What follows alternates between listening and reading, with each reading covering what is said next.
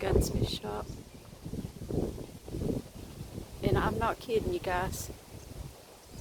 As soon as I walked up to the corner, I heard movement in there. There's not supposed to be nobody in there.